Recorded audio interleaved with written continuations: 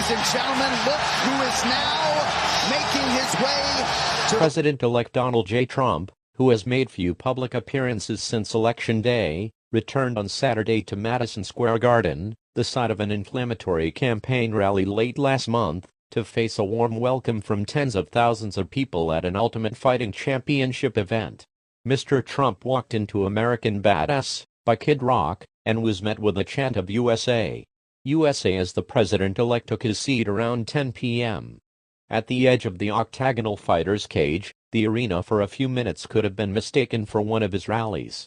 In an unusually political scene at a major sporting event, Mr. Trump was heralded on the Jumbotrons with a sleek video that began with Fox News calling the election for him and ended with the numbers 45 and 47 flashing red on a black screen.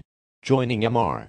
Trump at the event were Elon Musk and the podcaster Joe Rogan, as well as several of the president-elect's choices for high-ranking posts in his administration: Robert F. Kennedy Jr., the would-be health secretary, Tulsi Gabbard, his pick for Director of National Intelligence, and Vivek Ramaswamy, who along with Mr. Musk has been tasked with leading the Department of Government Efficiency, intended to advise on cost-cutting.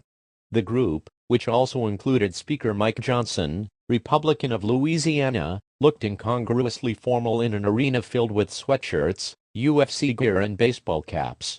Advertisement skip advertisement. Also in Mr. Trump's circle was Dana White, the UFC chief executive and a longtime friend, who has become close enough to the political operation that Mr. Trump invited him on stage in West Palm Beach, Florida, after his victory speech on election night.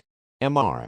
White used the moment to thank a handful of bro-culture podcasters, including the enormously popular Mr. Rogan.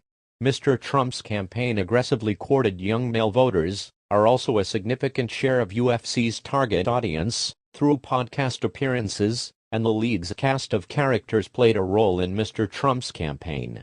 Stephen Chung, Mr. Trump's campaign spokesman and his pick for White House communications director, once worked in UFC's communications office. Image a distant view of a crowded, darkened stadium with a fighting ring at the center and Mr. Trump on a large screen. Mr. Trump was heralded on the Jumbotrons as he arrived at the stadium. Credit Al Drago for the New York Times. After the hectic final weeks of his campaign that amounted to his busiest stretch in years, Mr. Trump has largely stayed within the gates of Mar-a-Lago, his private club and residence in Palm Beach, Florida, since Election Day on November 5.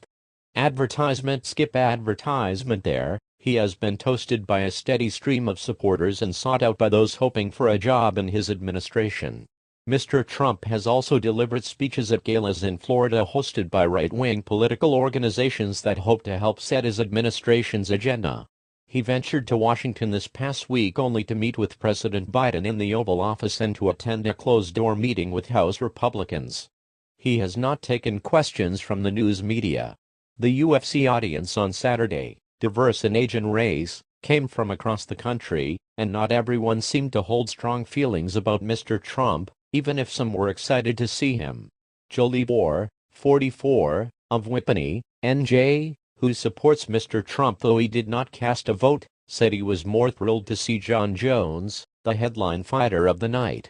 Darrell Jackson, 63, of Louisiana, said that his family had pressured him to vote for Vice President Kamala Harris, but that he was actually a big Trump supporter.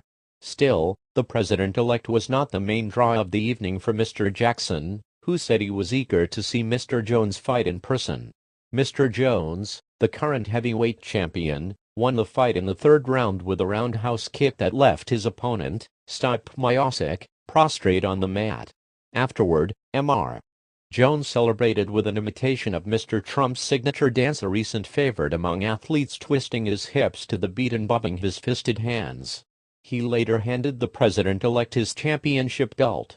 After thanking Mr. Trump and announcing he would not retire, contrary to speculation in the lead-up to the fight, Mr. Jones led the crowd in another chant of USA. USA. Then, standing in the center of the ring, he busted out the Trump dance again.